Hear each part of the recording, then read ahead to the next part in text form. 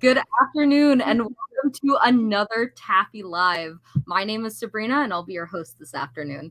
A little bit about me, I'm an assistant production manager with Big Jump Entertainment, but more importantly, I'm an outreach ambassador with TAAFI and help bring you guys all of the insane animation content that we're totally not addicted to. Really, I can stop whenever I want. Speaking about animation content, we are 1 week away from our Film Fest, people. Time is running out. You can still get your tickets, though, at TAAFI.com, so be sure to hop on that if you haven't already. And if you've been following our socials, you know that we have absolutely epic content coming, from feature films like Chuck Steele, Night of the Trampires, to studio features with award-winning studios like Fortiche, the company behind Arcane.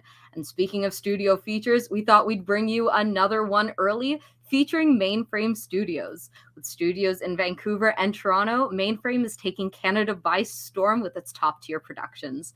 Joining me today from their Toronto studio is Christine Huot. Christine, thank you so much for joining us today. Thank you so much for having me. Yeah, no, we're super thrilled to have you here. We're super excited to see what Mainframe is up to lately and what opportunities they have for people who might be interested in working for Mainframe. So let's start off with some basics. What's Mainframe known for? What projects do they have that people are gonna like instantly recognize? Well, I mean, if you're a kid of the 90s or even beyond, I mean, obviously Reboot. I mean, that's what I have to say. That was my geek out moment going through my interviews here. It was like, I had to wait to the right minute to actually talk about it. My absolute favorite as a kid. Absolutely love that. So, I mean, that was kind of where we started. And right now, I mean, you look at us and we're doing 12 productions happening right now. We have the Steadfast Barbies that we've done for literally 20 years.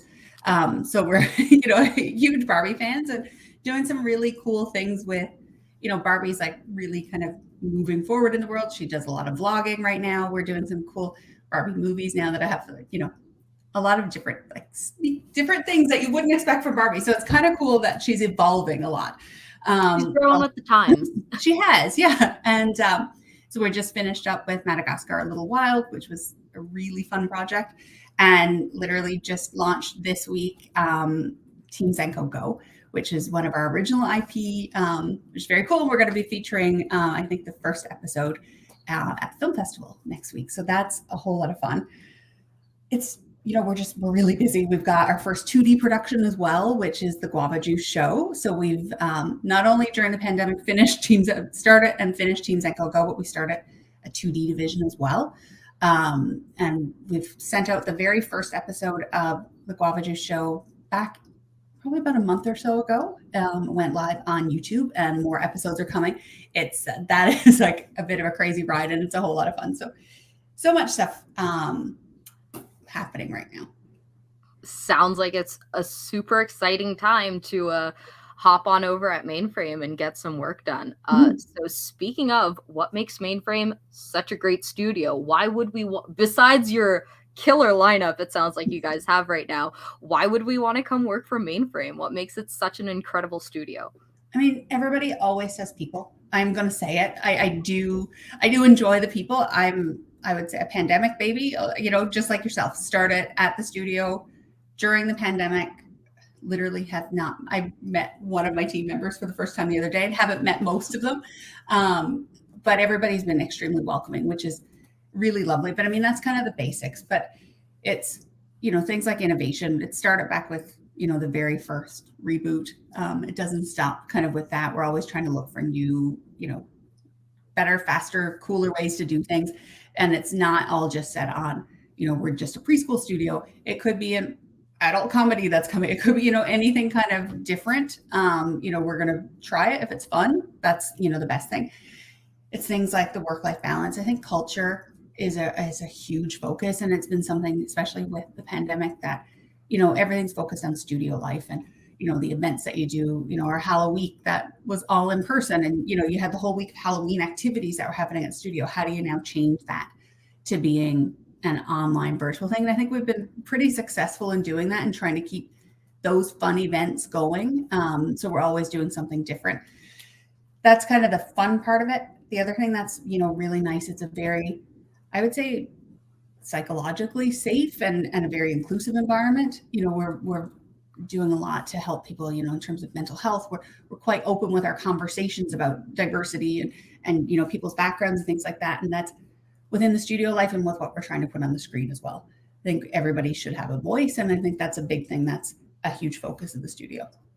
Yeah, that sounds absolutely lovely. It sounds like you guys are changing with the times. I know a lot of people are calling for more mental health support in the industry and in the work environment just in general these days.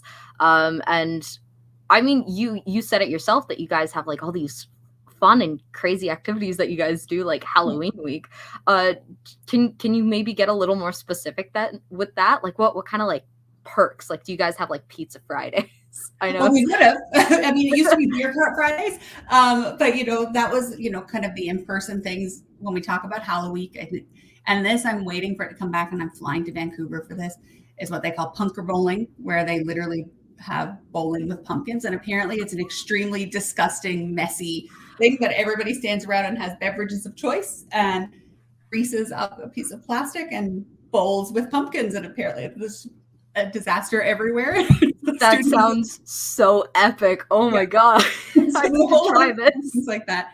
During the pandemic, because we couldn't do, things like that, I think one of my fondest memories, I started a year ago, November, but my first like holiday season there. So there's been, we'll have a lot of like, the holidays sessions with, the drinks with the executives, all those kind of things. But then we were doing online karaoke, and some of the people doing duets and singing Disney songs and stuff. Honestly, I'm like, yes, I'm in the right place, because you guys are just on the right side of like very silly. It was, super fun. Oh, that sounds like such a good time. I mean, who wouldn't love that? We've talked about moving from, going from doing the pumpkin bowling to having to move to more virtual stuff like the karaoke. How has Mainframe coped during a pandemic world, with restrictions pulling back? Do you see work from home still being a viable workflow for Mainframe? I think there's two sides to it. There is we adapted very quickly. We've launched new shows. We've finished shows all within this past 2 years. It's gone very well in terms of technology, artists performing really well, that kind of thing. I think the one thing that we've really recognized, and everybody's seeing, you brought it up yourself, it's mental health. It's, we're stuck in our houses. We're not getting to see our friends. We don't get to meet our coworkers. So that's been, a big focus for us. We've been trying to have, we call them spotlights. So every second Friday, we'll have a session where it could be a fun event, but we'll have speakers come in. We'll do training. We've done training on, mindfulness and stress management and things like that to kind of help with that. We also found that people needed more mental health support. So we've got, our benefits plan like everybody has, so that, it allows you a psychologist and things like that. We also have an employee assistance program, but we felt people still needed more. So we brought in an online therapy platform that provides therapy at a reduced rate so that people could get more use out of their benefits, and then could easily have access to, whatever help they needed, just someone to talk to. And that also extends to all of our employees, regardless of like their benefits types, and as well as providing additional support for managers if they need it, because sometimes you need to help support your team too and just don't know how to do it. So it's been those things. And then in terms of what's going to happen, I don't think, in terms of we've expanded. I mean, when I started, there were literally, 2 employees in Ontario. Now we're around 60. We're not stopping in terms of Ontario. We don't have we have a very small office space right now. So if you start with us in Ontario, your equipment will either be shipped from there or you'll come and pick it up. So we've got that. So we'll probably stay virtual for quite a while in Ontario. In Vancouver, the studio is literally, the walls have been ripped out and we're doing a whole huge renovation. So nobody's going back in the next little while, but when they go back, it'll be a brand new, I think more conducive to collaboration, like more co-working spaces, things like that. We're looking at what that looks like in terms of people coming in, because some people really want to be back in the studio full time and some people want to have part-time. Some people don't ever want to come back again. So we're trying to make sure that we meet people where they are and what makes sense. The other thing that we've found, I mean, most people here, if you're in Toronto or Vancouver, the cost of living is crazy. So a lot of people have wanted to make the choice to move somewhere that, they're happier and is more affordable. So if people decided to move 5 hours from Vancouver, cool. You're in BC, like we're still getting tax credits. You're happy, you're still doing your job, that's fine. So we're not confining people to, you have to be in Vancouver or you have to be in Toronto. You kind of be within the provinces. We're obviously constrained by tax credits in the industry, but within the province, if you want to live, up north and you've got a really good internet connection and you're by a cool lake in Muskoka, that's fine too.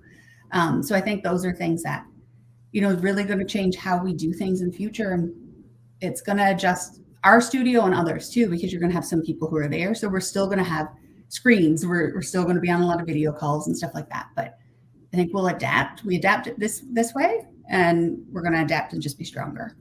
Yeah, no, and I think that's totally encouraging, because it is difficult. The cost of living is constantly rising, and Toronto house prices are ridiculous these days. I can't imagine ever being able to afford to buy a house. So the fact that studios like Mainframe are opening up now and they're like, no, like work from home is a viable option for us. Like we're going to do it post pandemic. That just personally gives me so much hope for like having that work-life balance that I think everyone deserves. Yeah. And having not only having the work-life balance everyone deserves, but having the work-life balance that you want, being able to live where and how you want. And that's super amazing. And I'm so happy that's something you guys are thinking about going forward and actively planning for. How can people be creative when they're stressed? Exactly. Right? Like life should be, we should be able to make things in whatever ways that we can easier so that people can create cool things. Mm-hmm. Well, there you go. You've convinced me. Mainframe is amazing. How can I get to work for Mainframe? What position are you guys hiring for right now? Oh my gosh, do we have hours? Literally, like as I say, we've got 12 active productions right now. So we have everything from production coordinators on the production side, production coordinators right up to line producers. On artist side, literally every type of role. We're looking for juniors up to supervisors, and I'll talk about the 3D side right now. So animation, lighting, effects, comp, you name it. We've got a position open for it, where we've got shows who are active in production. We've got others that are kind of just starting up at the beginning of production. We also need board artists, board revisionists, designers. And then on the 2D side, we're kind of at the tail end of design right now on that one 2D show. We've got other things that are going to come up in the future. But we're also looking for 2D animators and 2D comp and effects artists. That's super exciting. And you mentioned that you guys are actively looking for juniors, or you guys have openings for juniors. So I was wondering, do you guys offer internships? Because we know that schools are coming to a close and everyone's going to be looking for their first foot in the door. Yeah. So what we've done over the past so I've been here now about a year and a half. What we did last year, we did partner with a school in Vancouver where we had some students who were working part-time, so doing about 20 hours a week. We hired quite a few from those guys once they graduated. So we did that kind of in the last year. They worked for 6 or 7 months that way. And then once they were all finished, we brought them over. We've also had, full-time interns. We have what we call, actually, I'll get into that in a second, but we're actually looking at for this summer, full-time internships for the whole summer, like say from the May to the end of August in specifically, I think we're going to look at animation, surfacing, lighting, and possibly effects. And those would all be on the 3D side just because of where we are in production on those. And so we were able to offer, in that area right now, we've got the resources to be able to offer people the training when they come in, to teach them the pipeline, to teach them what they can do. And then they can come on and take quota. I mean, that's the ideal, is that they come on and they can work and they can learn and take those skills back. And usually, when you have a school that has a final project, you take the skills that you learn back to your final project, and then ideally come back and just jump right back into working. So the whole point is that you're not just kind of sitting around, that you're actually, contributing and feel like you go back to school with, job ready skills. That's I think the dream for most students is to be able to complete school, but also have that internship and bring the skills between the two, so that once you graduate, like, you're ready right out the gate. Yeah. You can just go and kill it. So what, not necessarily specific to your internships, but just in general, what does Mainframe look for in people, skill-wise or non-skill-wise, when looking at new hires? I think, skills obviously would depend on the position that they're coming for. But you want your basics, so the software, or have a general, at least a comparable software, because sometimes it'll be, Katana versus Arnold, and you'll have to learn one or the other, but you've got the basics down of what's needed for your job. I think we're definitely going to look at your portfolio and just see that you've got a variety of work, and that you can adapt to different styles. I think that's really important on the portfolio front. It's hard to say specifically for skills, but I think on the soft skills part, if you're not a team player, you're not going to fit here. I think that's a big thing. And it's going to be for most studios as well, but our culture is, truthfully, at the bottom line of it, it's kindness and supporting each other and holding each other up. So those are the type of people that we're looking for. And we just want to, that's something we hold dear, and we want to make sure that, we protect that. And if one person is struggling, someone jumps in and kind of helps. So it's about, making sure that, we're all collectively good and treat each other well. So those are the kind of the soft skills that we look for. Yeah, no, that actually reminds me. I studied at Loyalist when I was before I got into the industry, and I was studying animation. And they had a saying that they had on a piece of cardboard that they stuck at the top of the classroom to remind us all. And it was, do good work and be good to work with. And I feel like that resonates with what you say Mainframe is looking for. I love that. Yeah. Yeah. So let's take a little break from Mainframe for a little bit, and let's talk about you. So you've been with some pretty big and exciting studios like Sinking Ship and 9 Story Media, but you weren't always in animation, were you? No. I've been kind of, if you look back, I think it's a bit of a mishmash of a whole lot of things. I kind of followed a bit of a typical path of, you do your math and science, and that's what you do, and that's what you're good at, and finished university and decided things were tough with what I was doing. I was in marketing, and I decided, okay, I'm good at numbers. I'll be an accountant. That's steady. And I did that for 13 years. I think I suppressed a lot of my personality for 13 years. But the one common thread that you'll look for, through all the things I've done, and I deviated from it a few times, but my goal was always to work around creative people. I felt like I needed that kind of energy around me. So that was I worked at Chorus and did accounts payable for Nelvana a million years ago. I, worked in PR companies and marketing agencies and things like that. So wherever there was creative juices flowing, kind of fueled me. And then when I decided to get out of accounting, I decided to go into recruiting because I had this weird sick obsession with helping people find jobs. I don't know. It was a weird thing. I really enjoyed it, but I really love helping people. And I was doing that, and I was hiring accountants, which was great. And I was helping people kind of find their dream in them, but still had that craving to get around creatives. And the job posting came up for 9 Story. I jumped all over it. and went for the interview, and I walked in the studio. I'm like, my gosh, I'm home. Like it just felt so good.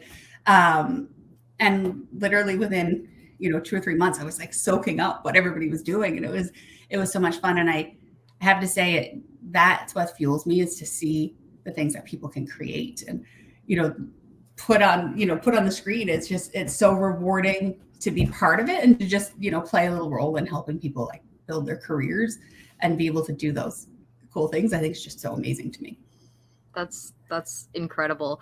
And you mentioned that like you always felt this pull to be around creatives. Would you say that's what led you to make the jump to the animation industry from where you were? Was there something else that kind of pushed you towards animation and 9 Story? I mean, I've always loved animation. I mean, it's not, that's, one of the things. I think it was really the creativity and being around people and really kind of soaking up that energy. I find there is a different energy to what creatives are doing in their process.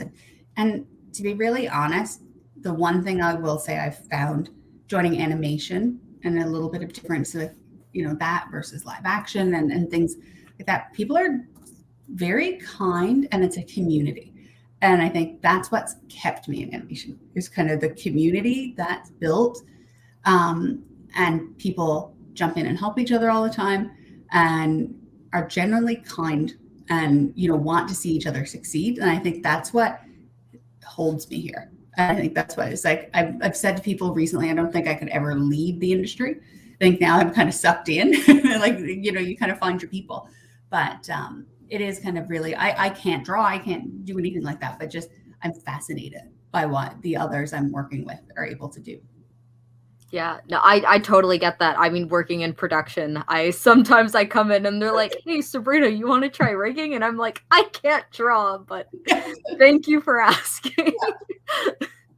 But yeah, no, there's a lot of really harsh industries out there and like really, really difficult ones. And as much as they say that animation is a highly competitive industry to get into, I mean, it is such a wonderful industry to be in. Yes. I mean, like you said, I've only met people who are super kind and super encouraging, and everyone's helping each other succeed and put out the best that they can, and it's so nurturing in some ways that I couldn't ever imagine leaving it myself.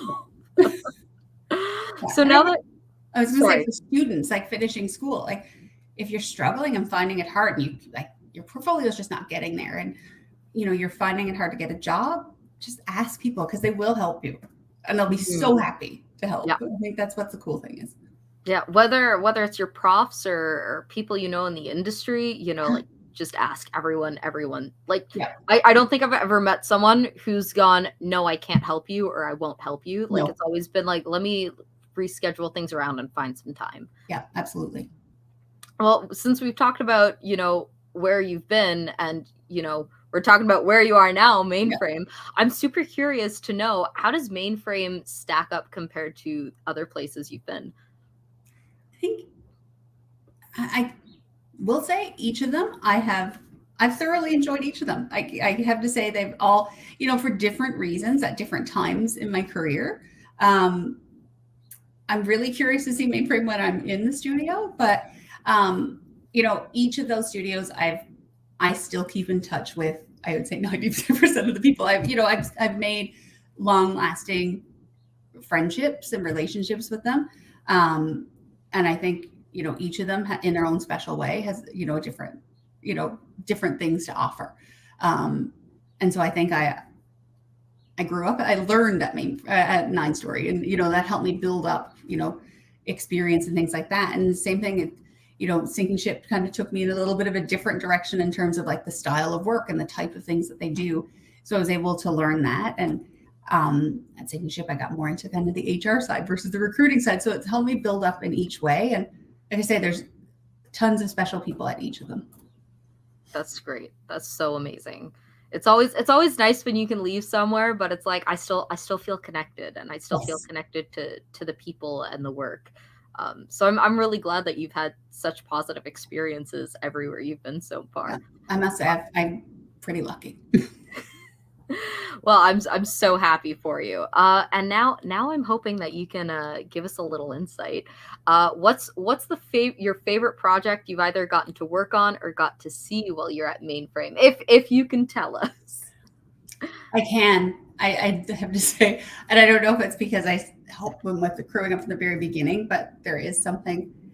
The guava juice show, mostly because it tugs at my like childhood cartoons. Like it was like it's very much a bit of an old school style. It reminds me very much of like cartoons I grew up with on Saturday morning. Just the type of like the style of the show, the style of the animation, and just the comedy in it. And I think it's just a little bit crazy and a little bit out there.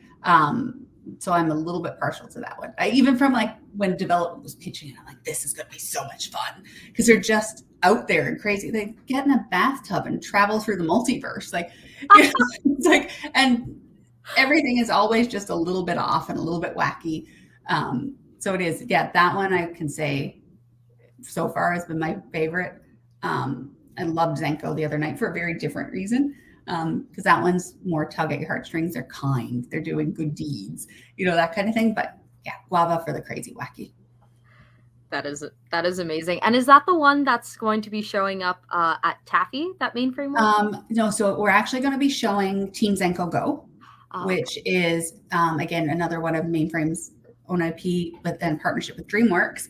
That launched actually just on the 15th. Yeah, the 15th on Tuesday on Netflix. And that one's very cool. You'll see it has a lot of really strong representation in it. You'll see kids from different backgrounds. You'll see kids with disabilities, and we made sure that the people behind the screen as well also represent the characters that they were playing. So I think that's, a huge thing with that one. And the theme of it is nice because they do Zenkos. So Zenkos are secret little random acts of kindness. So the neighbor is on vacation and they sneak in and they're little superheroes and they sneak in and they water her plants. They always do little secret good deeds. And, as a good deeds grow, other people do good deeds and then it kind of passes on. So that's the one we're going to be showing. It's really sweet. That sounds absolutely adorable. And I cannot wait to see it. Well, I just want to say thank you so much for joining us, Christine. And it was such a treat to hear all about Mainframe. Really a great time. Thank you so much for joining us today. Thank you so much. I love being here. Anything to help do with TAAFI. Yeah, well, thank you. But before we go, I do have one more thing we need to take care of. Yes. We ran a giveaway on our Facebook page for some TAAFI swag. And yeah, we've got some great TAAFI hats to give away, and it's time to pick our winner. Everyone who participated, I have their name in a little wheel, and I am going to spin the wheel right now and find out who our big winner is. And it seems our winner is Tasha Armolavikius. I'm sure I butchered your last name and I apologize so much, but congratulations, Tasha, for winning. We will get in touch with you to get you that hat. Thank you to everyone who participated. We really loved seeing everyone's dream Saturday morning lineup.